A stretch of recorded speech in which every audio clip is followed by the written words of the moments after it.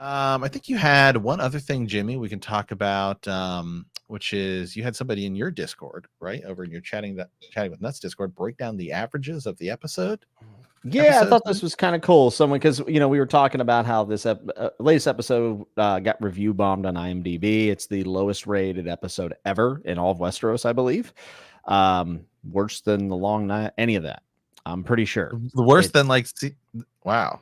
Season 8. Yeah. So for those who do not know, IMDb had a review bombing of the two girls kissing at the end of the episode. And largely, you can tell geographically where it was coming from. And it was a lot of places where, that's not something that is looked upon fondly. So it's one of those things where the IMDb rating does not really feel like it reflects too much. Which is a shame because we've liked using IMDb just because it has a lot of amount of votes, so it's a little bit of a bigger of a pool, but undoubtedly was review bombed, which kind of sucked. So Sean, shout out to you, Sean. He took our community poll, which is obviously a smaller pool of people, but still a couple thousand, and kind of did an average out of 5 for each episode. And this episode landed at a 3.37, which makes it the second lowest rated episode. Actually, episode number 5 is the lowest with a 3.2. But it's still in that neighborhood of episode 1, 3, and 5. Episode 6 is, and they're all like a 3.7 to a 3.2, like very close knit. And then episode 2 and 4 are much higher. Episode 2 is actually a 4.17. Episode 4, which is maybe the best episode of House of the Dragon so far, is a 4.67. Again, this is all coming from averages from our community tab. So I guess the thing that, maybe Sean was trying to look for and that I was interested in is like somewhere where review bombing most likely isn't happening, right. Even though it's a smaller sample size. You could tell that this episode's kind of like along with the rest. Like it's kind of, maybe little lower than average, but certainly not a like a 1 out of 10, right? Which is what we're seeing a lot of on IMDb. Interestingly enough, though, Matt, Rotten Tomatoes, which has its own problems. I've never been a massive fan of Rotten Tomatoes. They critic wise, they kind of, get all these scores together and put out their little tomato meter or whatever. They have this episode at a 92%, which they don't have the audience score anymore, but they do have an audience score for season 2. And season 2 audience score on Rotten Tomatoes is actually higher than season 1 by 4 or 5%, which I thought was kind of interesting. So, and 92% from critics. As we know, critics tend to look down on fantasy shows a lot of the time, or sci-fi shows for that matter. Not always, but sometimes. But it seems like a lot of people did enjoy the episode. A lot of the controversy is coming around something that I think is quite silly. So, there you go. There you have it. Shout out to Sean for taking the time to look up those averages and stuff. That's usually something we do towards the end of the season, but it was kind of nice to see, what are we looking at here with this episode, especially with the people over on YouTube. Yeah, on Metacritic, which pulls together all the, tries to pull together things, although it's based on 8 user ratings. So for the user score of Metacritic, not a lot of people have really gone in at it has a 4.4. And you could argue that our average being high is an indicator of these are like the super fans, right? So that's how we're viewing it, which is another demographic. Honestly, at the end, sometimes I get more and more annoyed with like these things because I often feel like Rotten Tomatoes is, I don't know. Sometimes it's like, how do I say this? Sometimes I feel like Rotten Tomatoes sucks. I guess is really the only way to put it, because often I'll go on there and I'll look at something that the critics did, and I feel like the user score is actually much more in line with it. But then sometimes I view it and it's like it's review bombed, and then sometimes there's things that I do think suck, and then other people are just like, well, they're getting review bombed. So it's one of the things with scores in general where it's just sort of like, I don't know, either like it or you don't. Right. Oh, and then you look at all the different scoring systems. It's actually why I use IGN, because I look a lot of video game news. They gave the episode a 9, which is, I don't like 1 out of 10 because I feel like just when I think of that, I often think of like, well, it's like a letter grade, but then half your scale ends up being an F. Right, because it's like, well, right, anything below a 60 or a 6 is like an F. So then it's like, well, I don't like those scales. And I was actually having a conversation with another TikToker about this, who actually wrote, his name's James Lugo, and he actually wrote a article for IGN reviewing a game, and he gave it a 5.5. And he said that actually his review process was so critical. Like he had to provide like pages of things to support every point along the thing of like why, like, and this is video games, obviously, but graphics and all this stuff. So a lot of the critics reviews sometimes on these websites, they're not just like somebody just goes in and does something. Like sometimes they have to like provide supporting evidence of like, why did you think this? Why did you think that? But that still doesn't mean that you might disagree with it. So at the end of the day, you just like it or you don't. And it's why I just like our YouTube polls, because it's our fans. We're the people. We're creating this podcast for the people that are listening. The people that are listening to it are the people that are going onto our YouTube poll. So what do we all think? Because we're the people we're talking to with it anyway. Now, so it's just something as simple as the YouTube poll. Yeah. Sometimes we get some people who clearly do not watch, and it's just a YouTube poll to show their algorithm, and then they start spoiling the show for people in comments and everything else, which is not cool. Here's the thing. I care way less about a rating, and I care about the merit of people's words, because words actually matter. And oftentimes I feel like, at least in the online space, and this is kind of something I repeat ad nauseum, so I apologize, but like, you're more rewarded for engagement, which means that having a polarizing take, regardless whether it's great or bad, is most likely going to be rewarded more. So especially whenever it comes to other like creators and stuff, like, or online posting, there is an incentive to get the most reaction, no matter what it is. And what are the big things that happen in Game of Thrones? Like, what's kind of meta now when you talk about Westeros stuff? So it's either something like episode 4, where it is completely safe to fawn over it because everyone loved it, right? You might have a couple dissenters, but like, it's a big episode. It had the biggest trend all on social media.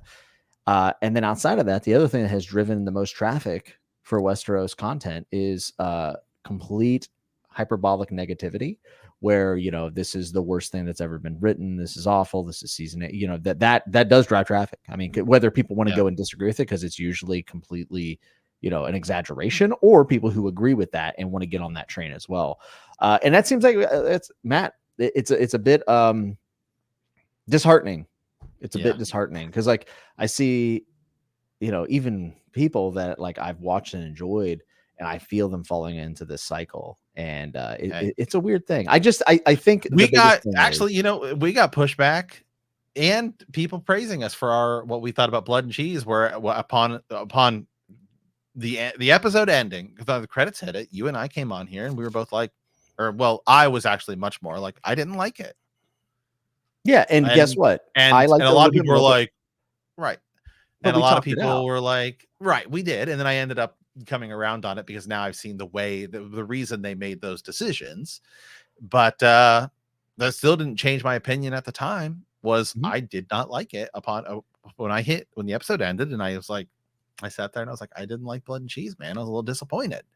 And I posted that clip on TikTok, and everyone was like, oh, you just want to see a kid get killed, you want to do that, you want to do that. And I was like, it's like, you didn't listen to what I said. That's not what I said. That's partly because I clipped it up in a way accidentally that made it, not give them the opportunity. But on short content, you're only given so much time, so you have to squeeze. You can only, is what it is. Well, here's the thing. Also, remember what happened. We watched episode 2, and both of us increased our opinion because we had bigger content. And now I've seen even more, and actually, it's like the seeds they planted by doing Blood and Cheese the way they did. Now this last week's episode, where now that Aemond is the heir to the Iron Throne, and he almost went and killed his brother with Dragonfire and with other stuff, and now he's going while he's literally in his like potential deathbed. Now that's a bigger deal. Yeah, and I like that. I like being able to kind of see the whole picture. And I think that these 2 episodes, remember me, and I kind of predicted this. I said episode 4 was a climax of sorts, and now we're resetting to get into the second climax, which is the final climax of the season. It's going to be a lot slower, and then people are going to be, well, where's the dragon? Where's the action? Where's this and that? With all of it considered, these episodes are very important. And I just objectively disagree with people that nothing happened. I mean, nothing happened would be a blank screen. No, a ton of stuff happened. Daemon's having visions. Patty Considine came back. I mean, Rhaenyra sending food to King's Landing, even though she's the one who blockaded it, so they can't get food in the first place. Larys is maneuvering himself to be a bigger influence over Aegon and having a human moment. I mean, that is massive. We saw some dragons. There's gonna be a new dragon rider. The small folk are getting stirred up. I mean, there's a ton of stuff that happened. You and I, we both liked the episode. I give 4 out of 5. I liked it quite a bit. And here's what I will say. I'm not saying that you have to be interested in it, or I'm not saying that it has to be the most, like, you can say, hey, I was bored by this episode. You're welcome to say that. But I think words matter. And when people say like literally nothing happened, it's like, well, that's false. It's demonstrably false. And it hurts your argument, or at least hurts me in my respect for your opinion, because you're not using words properly. Like, just say what you mean. I mean, we've had critiques about the show.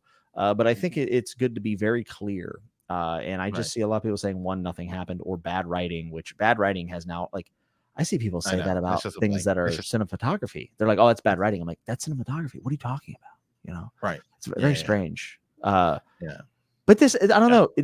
Do you feel at all kind of like odd that this is such a controversial episode? Because when I finished it, I was like, oh man, great setup for the next No, I don't think so. I do think, and we talked a little bit about it during the thing, and I think the kiss is definitely something that's a little controversial. The Rhaenyra Mysaria kiss is a little controversial, and now it's even more controversial because it's like, oh, well, actually that wasn't in the script, but Emma Darcy was the one who suggested it, and so people are making way bigger deal of it than it needs to be. If anything. Yeah. Well, actually, it does change my opinion on it a little bit. If anything, I think Emma Darcy might have been in the right on it, but a lot of those reasons I think we're gonna have to save for Patreon because it's mega spoiler stuff. But I actually think it plants a seed later that could make something seem way more interesting down the line. I actually thought it was a good thing to do, because and again, this is spoilers. We'll save it for Patreon, so I don't want to go too deep into it. But Rhaenyra in the books compared to Rhaenyra in the show,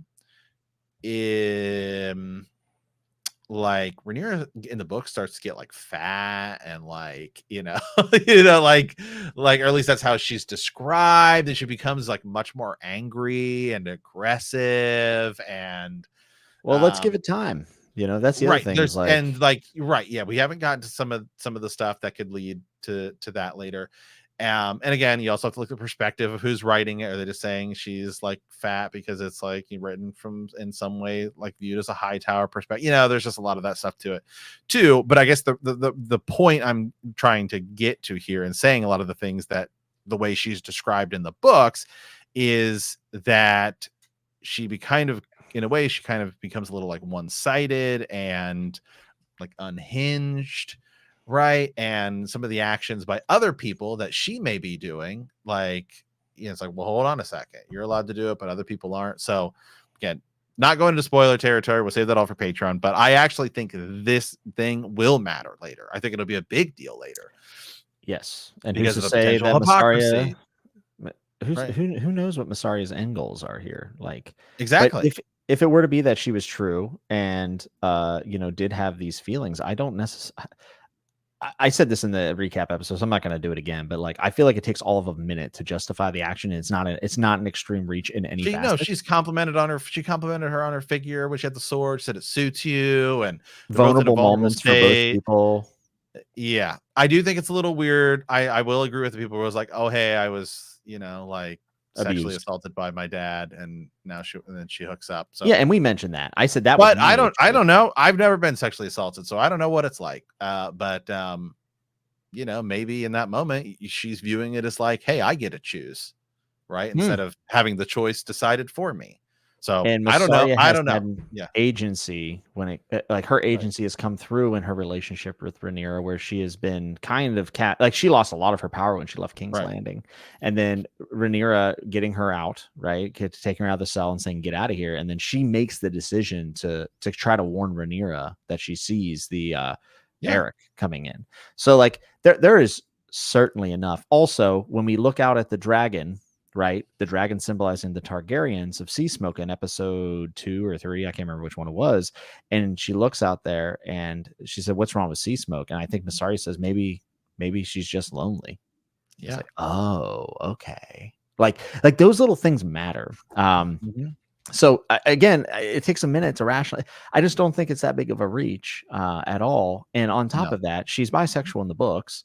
And on top of that, where are we drawing the line? Are we drawing a line at two women kissing, or the incest of the show, or the grooming that happens in the show, or the abuse? Yeah, I don't.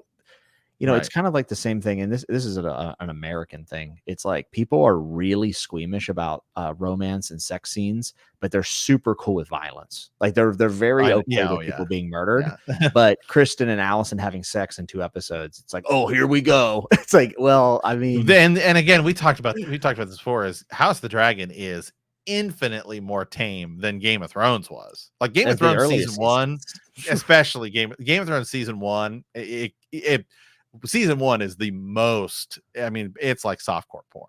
I mean, there's a lot. It's like every. And guess what, dude? I was okay with that too because, I mean, it's George R. R. Martin has a really funny show. Yeah, he has a funny quote about Lord of the Rings. He's like, it sounds like in Middle Earth, no one's having sex ever. He's like, a good life, hopefully you're having lots of sex. Like that it's part of being a human. And George has always went the mile to kind of put that into his books. Now, does George always write the best romance scenes? No, but I understand what he's going for in those things. And sex is important to us as individuals, at least most of us. And including that is not, I don't know. I can stand to watch 2 people, bumping uglies as much as I can stand watching someone get decapitated. It's just weird that there's this line where one's okay and one isn't. Yeah, I agree. All right, hey, let's dive into some Ravens here. So this one actually came to us just before this past episode, but it's sort of on something I talked a little bit about last week, and just talking a little bit about the dragon bonds, Jimmy. And I guess I didn't really talk to you about this, and somebody else did bring up a good point that in the books versus the show, because we were talking about Dany as an example, which is like Dany's bond with dragons seems to be different than the bonds we're seeing here, since Dany is in a way bonded with 3 dragons. But again, somebody did bring up a great point that we should specify. Obviously, in the books, Dany's dragon bond with the dragons is totally different, where she has almost no control over them. But in the show, Dany seems to be bonded to all 3 of her dragons in a way. So here we go. So this is from Sir Richard of the Green Grove. He says, I finally come up with a raven that I like. I think the reason Dany is bonded to her 3 dragons is because they hatched at her side in the pyre. She is the mother of dragons, and a little under 200 years after the dance, or 150, it's obviously some time. So it might be the exception we need. It might be the exception we need already exists. Then he wants to talk a little about Sunfyre, but we'll talk about that here in a second. But let's talk a little bit about the Dany bond, and do we think it is different? Because we've been talking about that a little bit in Follow-Up Friday. Yeah, I think Dany's only bonded to Drogon. At least that's how I have always interpreted it. And the other dragons are kind of subservient to Drogon almost in a way or something. Right, like Drogon's the alpha. Yeah, but Drogon and her, to me, that's who she's bonded to. So I don't think that she has like a special 3 bond thing going on. I think it's more just Drogon. Now, this is where people will get mad at me. I'm open to the idea of the bonding changing, our understanding changing, because we just don't understand it to this point. Like George said, apparently when's a winter, we're going to get a bunch of dragon bonding lore that he plans on going into, which is great if we see it. But at this point, we know that, it's a fool's errand to try to explain everything about the bonds. So could someone bond more than one dragon? Maybe. This is not a hard magic system in this world. But from what I know, my feeling is that it's just Drogon. Yeah. I guess for me, I think there's a couple ways to view it. One, I view it as, in the show, I do think Dany is, and again, they don't go enough into it to make it seem like that big of a deal, but I do feel like Dany is bonded more to her 3 dragons than it just being Drogon and as like the alpha or whatever. It could be that she's the first thing they all see. She's literally born amongst fire with them. If you want to view it as that, like her becoming the Khaleesi and all that stuff. certainly their birth. She's there and present, and they're all there because sometimes think about dragons hatching in the crib. Right, dragons hatch in the crib, so that's how that bond is created, rather than something like Vhagar. Which actually, I did see a really interesting thing about Vhagar, where people were talking about how Vhagar's bond with Aemond could be a strong one because it's like a grief bond, where Vhagar is grieving because his dragon rider just died, and he had to kill her, or Vhagar had to kill her dragon rider. Right. Interesting. I kind of like that. And then it's almost like then Aemond is the one who goes and claims her. So it's like, hey, it's just happened to be the first person there. So that's kind of an interesting thing about their bond. So yeah, we don't know a lot about it. But I do think that Dany's bond with them, at least certainly in the show, might be a little stronger because maybe it's because they were all there amidst salt and smoke, or maybe because Dany is just special. And she also just rides Drogon, right? She never rides the other two. So I feel like that's like the signifier of a true bond. That's right. But it feels like it's because Dany like allows Jon to ride it, because they definitely don't go into that bond at all. Well, the show, yeah, I feel like the show bonding is a bit different. That's what I'm talking. I'm only talking about the show, since we have to sort of compare. Yeah. The show versus now. Yeah, and then raises the question of like the many theories about Tyrion riding a dragon in the final 2 books at some point, because he has these dragon type dreams of burning Casterly Rock, and it just makes you wonder, like, well, how does that all? Maybe that's where George will have to start explaining the bonding a little bit more. I don't know, but Dany also, to give her credit, she is different than a lot of the other circumstances because of the way this all happens. I mean, there's blood magic going down and a curse, and and Dany is also literally walks into the fire. Yeah, it's big. There's a meteor. I saw people making jokes about that, being like, Aemon could have been like, well, he's supposed to be blood of the dragon. Fire's not supposed to hurt him. Yeah, Dany has the chosen. But then why would you do it? Because then Rhaenys should be fire of the dragon too, right? Good question. Yeah. Good questions. Yeah. So something a little different there. So, okay. He goes into another point here, and we kind of talked about this a little bit too. He says, talking about Sunfyre surviving, I hope they don't make changes from his role to come. Not only, just obviously in the show, they allude to the fact that Sunfyre might be dead. In the books, we know he's not. And he's even mentioned Sunfyre and some of the things he will do, because again, in the books, he's not dead, are even mentioned in Game of Thrones. In fact, Joffrey mentions one, which if you don't want spoilers, don't go back and watch that. Show. Spoils all of Dance of the Dragons, spoils the whole deal. Joffrey does in one scene, quite literally spoils the whole thing. Little shit. But he says it would be a double whammy, since they have already said, and that could create a continuity error too. Yeah, so people have been asking about this and speculating online. So I think Kristen Cole most likely got it wrong. I imagine we are going to find out that Sunfyre is alive. And the reason why I feel this way is because Kristen Cole is shell-shocked, as we have seen. And he's not going to wait around to see if the dragon's okay. Their number one responsibility is to get Aegon back to King's Landing and to get him into Maester's care. And I think it's probable that Sunfyre was near death, or even maybe considered dead. And we will probably find out that it has been maybe even nursed back to health. Kristen Cole's recollection of the events is probably going to be looked at as unreliable at this point on, because of his mental state. I mean, he's a different character since that fight, which I loved far too often in shows or books. People go into these life-changing battles and they walk out like they're just fine. And we know that's not how combat works. We know that that's not how war works. So Kristen Cole's character having such this huge change in demeanor is great. So I think that it's a case of Kristen Cole most likely being wrong.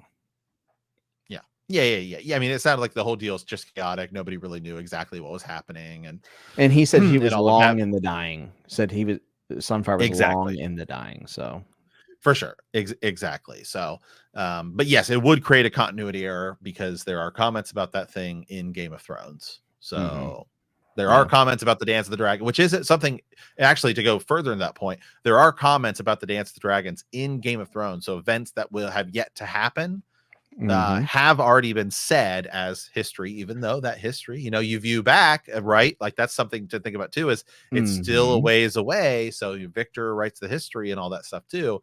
So that is something interesting to think about. But yes, it would be interesting to go back, watch Game of Thrones and see all the comments made about the dance and be like, could that create a continuity error? Well, and maybe the continuity area is not a continuity area, but rather a historical record error, and that the tales that are being told in the main series have actually been misconstrued.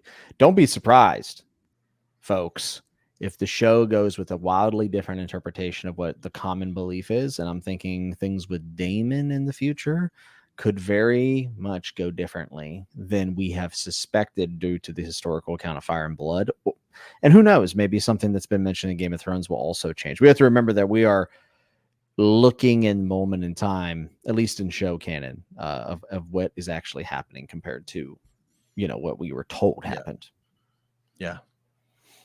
All right. Hey, got another one here. This is from Sir Tanner of House Lawless, who is one of our most loyal listeners, long time. I don't think he really has written that many Ravens over the course of the years, but he's been a long time listener. So want to give a shout out. So he says, "Good morrow, my lord. 7 blessings to you. Episode 6 was fantastic.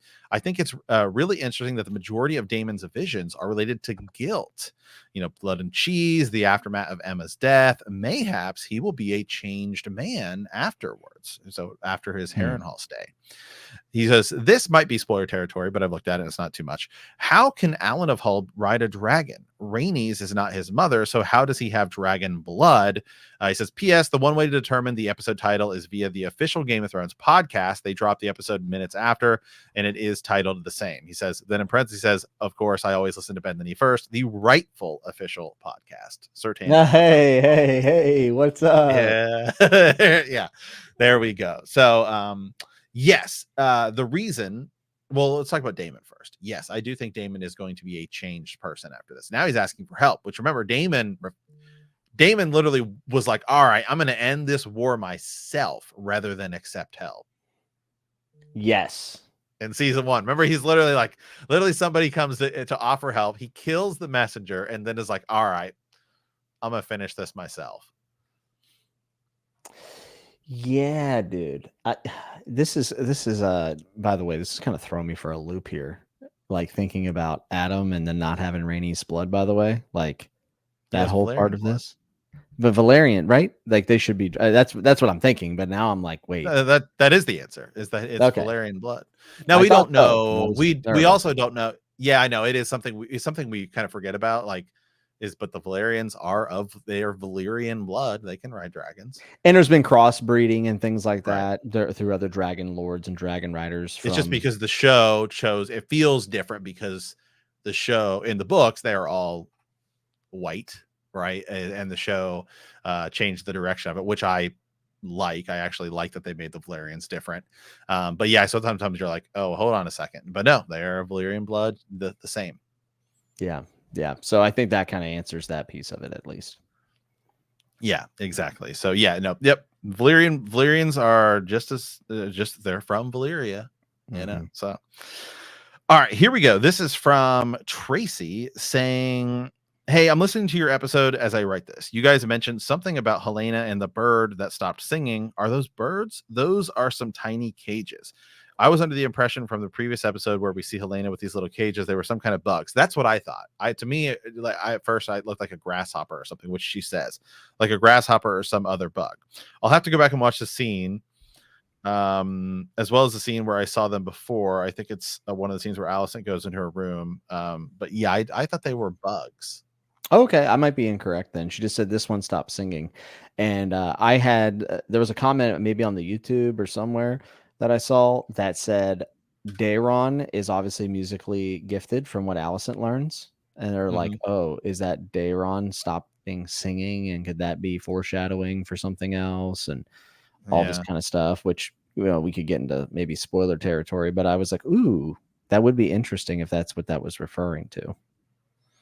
Yeah, I'll maybe I'll try to skip through the episode here and see what I can see if I can find it. But I yeah, also saw somebody say it was the significance of Alicent becoming quiet, like her influence becoming quiet within the I council. can see And that. Yeah. yeah, yeah, definitely. Is it? Let's see. Let's see if I can find it. Is it? It's towards the end of the episode, I believe, right? Because it's where she says, "Is it where she says like, oh, we should go, we should go pray or whatever." Yes, Okay, like I'm watching. candles. I'm watching the scene right here. Yeah, those are some tiny cage. Yeah, I think they're. You know what? It's actually kind of hard to see. I think they're.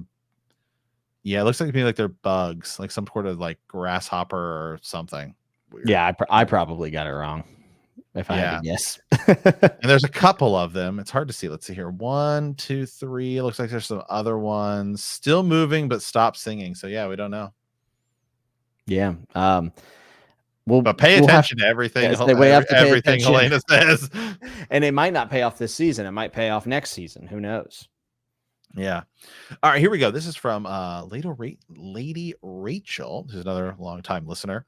Says, Sirs, have you seen the theory that Daeron will have brown hair, / could be Kristen Cole's bastard son? I've seen the idea being discussed on threads and want to know your guys' thoughts. Supposedly, Gwaine kept throwing shifty looks at Cole while talking about Daeron. It explains why we haven't seen him in the show yet, and why the show is driving so heavily about it not only being Targaryens who can claim dragons, as Daeron could be a Hightower / Cole boy. Well, we've always asked the question of when did Alicent and Kristen Cole really start their relationship? Post Viserys, before Viserys? This would mean it was prior. I think that is, based on what we've seen in the show, I think that is possible. I don't know if that's necessarily the case. Also, I like calling him Daeron. I know it's Daeron, but like Daeron just sounds cooler. I'm sure Roy DeTreese at some point says Daeron. Daeron. Yeah. Yeah. So I think that's kind of a cool theory in the fact that why did they send him away necessarily? Like, they can give us their reasons, but maybe the real reason is because it hurts the claim that Rhaenyra's kids are bastards whenever Alicent has fostered one herself. Certainly could be the case. And if he shows up and looks like Kristen Cole, it's going to be hilarious. But that would change a lot of stuff about Dragon Lore, because he does have a dragon. Tessarion? That is true. Right? Tessarion? Yeah, is his dragon. I can't remember the dragon's name at this moment, but yes. Yeah. I'll be honest, my gut instinct is that that's not going to be the case. I think that we're just going to have a new Targaryen player here very soon. The dragon is taken to flight, and season 3, maybe the end of this season we get a surprise appearance, but I think it'll most likely end up being season 3. Okay. Hey, here's another one. This is from Lady Jamie of House Foss. She's another longtime listener, saying, "Hey guys," and she's talking about the crickets, saying, "Hey, just want to point out that it was crickets. Stop chirping. That's okay." She even calls you up by name, saying it was Sir Jamie who said the bird stopped singing, but he was incredibly wrong. No, she doesn't phrase it like that. But she says crickets tend to go quiet when they become aware of a potential threat close by. So it was foreshadowing perhaps about what was happening at the Sept. Okay, that makes a whole lot of sense.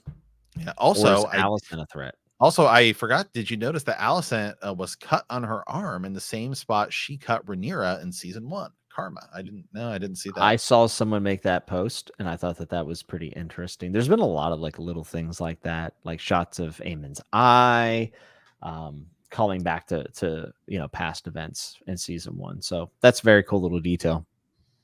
Yeah.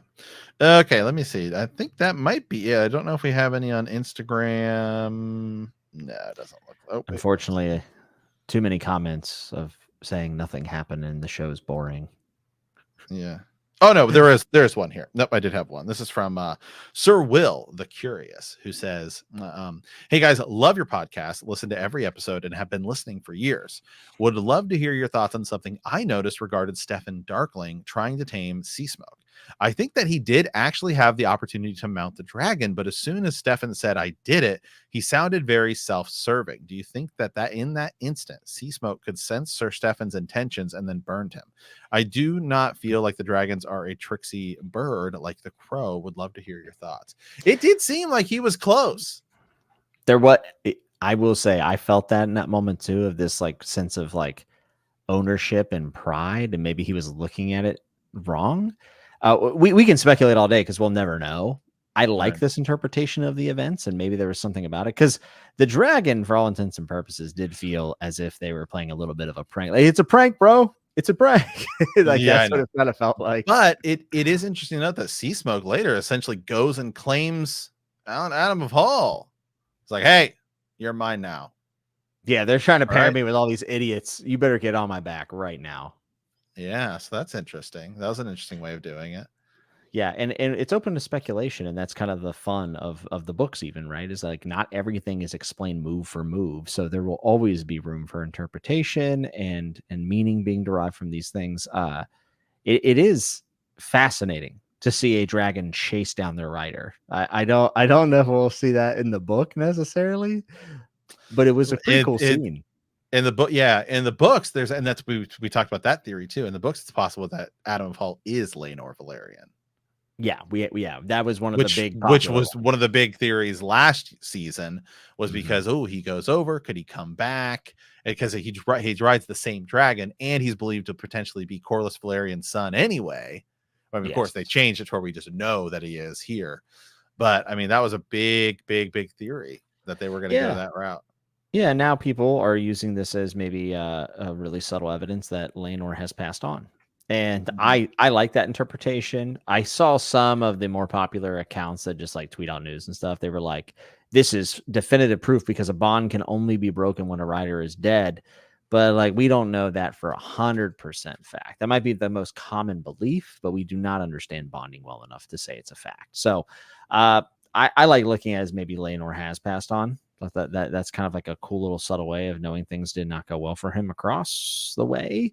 But who knows? Maybe Leonor will pop back up at some point because there are people going over the narrow sea all the time. Yeah. Okay, let me pull up our review here on YouTube to see if we had any other things going on here. Mayhaps yes says this is absolutely my favorite episode of the season. Damon and Alice season in front of the High Heart Tree was great. Damon consoling his brother was great, and the best was Laris with Aegon. Some people talking about the bird stop or the cricket, right? Was Alicent in her cage has been silenced. Yeah, that's kind of the. I think that's the one I had seen that I thought was kind of cool. Yeah. Let's see here. The issue with finding dragon riders is that they're looking for highborn folks, not the small folk, which is right the route they should be going, because that's much more likely to be like a bastard child of somebody Yeah, and in the directly. preview, we see that Jace is very upset about this. He's kind of saying, like he proposed, bastards and these things. Right. But whenever we just start throwing any of the dragon seeds on, that's whenever Jace, which is an interesting thing because now we get into this whole like purity of blood, which is like a really gross way of thinking. But these Targaryens believe in that pretty wholeheartedly. I mean, that's kind of Right. like part of their family pride is that they're above everyone else. So Jace ends up being like, this is not what I suggested. Like this is heresy, essentially. At least that's what it seems like in the preview for the next episode, and continuing the discord between him and his mother. Yeah. Can't believe you guys didn't mention anything about the hint of sheep stealer after Rhaena saw evidence of a large wild dragon. I'm excited. It's kind of the reason why, folks, is because it's a little bit spoiler to speculate what happens next. But hey, that is true. Yeah, but that was a thing. There's a dragon here, and they just left it open to that. Yeah, and that's the inspiration supposedly for George's big rant about dragons and TV shows breaking lore, because he says that dragons are not nomadic. They would be in Dragonstone or Dragon's Pit. They would not be just roaming around. They are not nomadic creatures, which, whatever. The show gets to do whatever they want. But interesting that George was super upset about that. Yeah. There's something that they haven't done, by the way, is nobody's commented yet about the cannibal. Yeah, that's true. So the cannibal is this other dragon that's like, I think the third or fourth. It's up there. I mean, it's like big. It's one of the biggest dragons. I mean, it's like, I think it's like the fourth. Again, there is no official scale. A lot of times a lot of the phrasing is like, well, he's 3 times larger than this dragon, but 2 times smaller than this. Like, so that's other than we know Balerion is the biggest, essentially. Yes. Right. They that's the whole deal. But And then they just sort of use size, but we don't know if that's weight, length, or width, right? Because Daemon's dragon has like a giraffe neck, right? And some of these other things. So, but yeah, Cannibal is like whale. I'm pretty sure Cannibal, according to like the guest size, is bigger than Vermithor. It's an iconic dragon, is the right point. And in the books we have no idea what even happens to it. Cannibal, it could still be around during the Game of Thrones time, but there's no idea. That'd be an interesting take. That it shows up and like wins a winner. Dude, has anybody talked about that? I don't think so. That's it. After the season's over, deep dive on where Cannibal is in the books. That's the go-to. I'm gonna throw a complete curveball right now, just to send go right ahead on a thing. I saw a theory the other day where someone says that Ghost, the Jon Snow's wolf, is controlled by Bloodraven. I was like, oh my god, I kind of love it. Oh, we've talked about that. I think we've talked about that before. I love it. I have never, because it's white and has red eyes, just like Brandon River. Yeah. And it's like, the big theory is how did the direwolves even get south of the wall? South of the wall with a prophetic symbol of a stag being dead next to them, just like Baratheon. It's like, okay, was Bloodraven? Did Bloodraven put the pups there? 100%. Yeah. I love that. I'd never heard that, Matt. I've read these books 7 times. I've never heard that. Yeah. Loved it. Thought it was cool as hell. Yeah, I mean, so here we go. So I'm just going to read one little thing about Cannibal here. I'm not going to read stuff about it, by the way, because I don't even think it's going to be mentioned in the show at all. So we'll see, maybe. Right. We know that Cannibal is one of the dragons that survives the Dance of Dragons. There is a burial that takes place in 132. I would not say who it is. But it says that Cannibal took wing and flew to salute the deceased. So that's after House of the Dragon. However, Archmaester Godane notes this might be an embellishment of the story, since Cannibal would be more likely to eat the corpse than salute it. And then sometime after the dance, the cannibal vanished and is never seen again. So some people say it might just don't know. Could still be alive. I mean, Balerion like lives over 100 and some years. I mean, we have no idea. What happens to this dragon? Could still be out there. Maybe it'll be the dragon of Beyond the Wall in the books. Who knows? Maybe. Well, think about Cannibal and then like using Cannibal against other dragons. That could be interesting.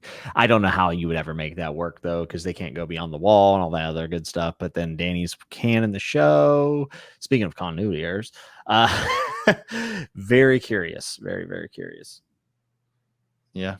We'll have to see, but interesting. Okay. Any other points? Any other points here? When Viserys was sobbing, I forgot he was an actor in the role. That got to me. I just love how Viserys' shadow is still over the show.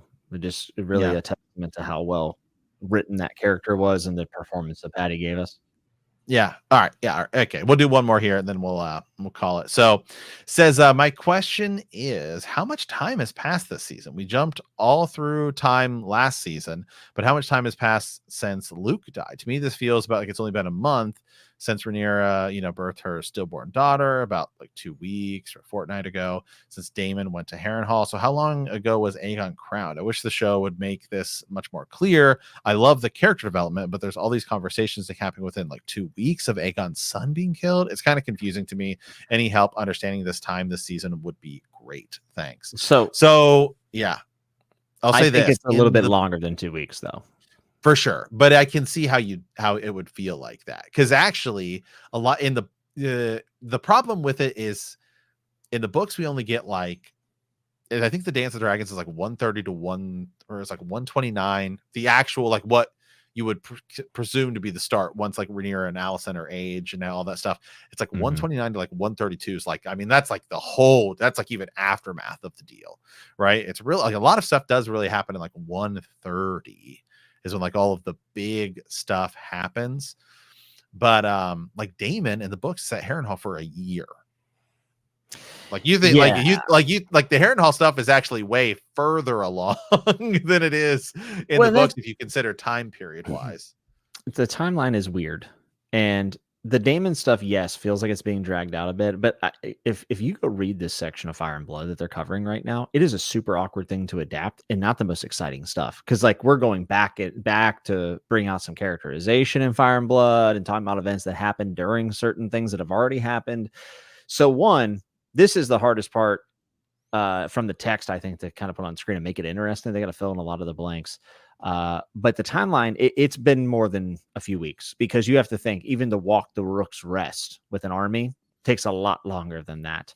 The one thing that I felt on timeline wise, I haven't really felt any problems necessarily with it, but I did think it was like, I don't know how much time passed between episode 4 and 5. It had to be a pretty significant amount of time, or I'm sorry, 5 and 6, because Aegon goes from being literally burnt to a crisp to being, he's still messed up, but he is healed quite a bit in this past episode. So I felt like that was the first time where like I kind of questioned the timeline a little bit, but it's certainly months upon months. Yeah, you also have to think about like when we hear small folk talk and how quickly the word spreads, like sometimes that stuff takes like weeks and Long time. months. And then even if you think about like the time period of say the okay, now I'm blanking on their names, the Blackwoods and the Brackens. Yeah. I mean, that stuff felt like that's probably over the course of at least a couple days. So I mean, Yeah. I can see how it feels like this whole deal is like 2 weeks, but it's certainly been months. Well, it's also just a hard thing to compare whenever you had season 1 that was just, I mean, leaping through years with no problems. I also will say this. I think when you look at this entire show and you look at season 1, a lot of the complaints that people had that were around this show and me and you was just like, okay, we're moving pretty fast. Like some of this stuff feels a little bit quick, but they were trying to get through time. Now, season 2, we have slowed way down. And I think that can be jarring for some people. Right. And like, here's some other things too. So in the books, like Daemon goes to Harrenhal in 129. So Daemon actually goes to Harrenhal, and then like the way the story is told to us, then like Luke and Vagar's thing happens. Yeah. So it's like, so they flip some stuff is like kind of like flipped around, and the way they have to deal with the like Daemon initiates Blood and Cheese while he's at Harrenhal, not while he's at Dragonstone. So it's kind of like there's definitely some stuff they've moved around and time wise and all that. Yeah, and they featured Daemon a lot more. I mean, truthfully, Daemon could be left out of many episodes of this season based on what he's doing at Harrenhal in the books. But they have decided to feature Matt Smith, considering that he's the most popular character based on many polls online. I think also Matt Smith probably cost a pretty penny, so they want to get their time from him. So it's I don't know. There's definitely changes. Yeah, agreed. Okay, all right. Well, hey, I think that's our show for this week. So Jimmy, any closing thoughts here? Well, we are moving into the penultimate episode, which has been notoriously the biggest episode of the season. But Matt, I don't feel that way about this episode coming up. Do you? I feel like the final episode is going to be where we're going to see something big, possibly a cliffhanger too. Yeah, the interesting thing is where I thought this season was going to end. I kind of don't know now if that's where it's going to end. And well, they pushed a major battle into the beginning of season 3. We know that. Yeah. But I mean, I'm even looking at the outline here, and so we're still kind of at the dragon seeds, like on the outline, right? Which again, they move stuff out. Like if you just look at the outline on the wiki, which, again, not going to go into spoilers about, but like you look at the dragon seeds point, because it's like, okay, it's like Duel of the Cargill twins, Duskendale and Roose Rex, the dragon seed. Then there's like 1, 2, 3, 4 points before what I thought the season was going to end with. So I don't know if they're going to move all that stuff around, which leads me to think like maybe that's middle of like next season. So what I thought was going to be the season 2 finale might now be like season 3 premiere or season 3 like mid-season. Yeah. Yeah. Yeah, I think so. I also think that there could be an event moved into this season to put it on an ending point to give some shine to Rhaenyra's side, possibly, but we will have to see. I do think they're going to cut at least one battle that we know of in Fire and Blood. I think that's probably going to happen. But I guess the thing is like I feel like this episode is going to have a lot of it, like a more of a shift in introducing new players to the war that are going to have prominent roles. But I actually think that the season finale proper is going to be the big episode this time instead of the penultimate. It's just a vibe. Yeah, I kind of agree. And that's another thing you and I want to do too, is maybe we'll do it after this season too. But at some point we need to do a Patreon episode of the outline and be like, all right, how are season 3 and 4 going to look? Yeah, what's going to get cut? What's going to move around? Right. Where do we go each season? Yeah, yeah. I think that'll be interesting. I will not be here for this penultimate episode. I'll be back Follow Up Friday, but Sir Matt is unfortunately this month's very busy for me, so that's okay. Hey, I've had stuff going on too. We had to move around some Fallout Fridays and stuff like that too, because I got stuff going on too. But all right, anyway, hey, with that, we appreciate you guys hanging out with us for on these Fallout Friday episodes. They're a ton of fun. So with that, as always, remember that we appreciate you guys. Yes, we love you guys. We love the iTunes reviews we're getting. We love the comments we're getting. It's just so much fun. All the things you guys are saying. So with that, we want to thank you for playing the Game of Thrones. In our next episode, we will be discussing House of the Dragon Season 2, Episode 7. And if you like our podcast, don't forget to subscribe, like us, write a review, leave a comment, or send us a raven at btkcast@gmail.com or bendthekneepodcast.com. We'll see you next time. And remember that winter is coming.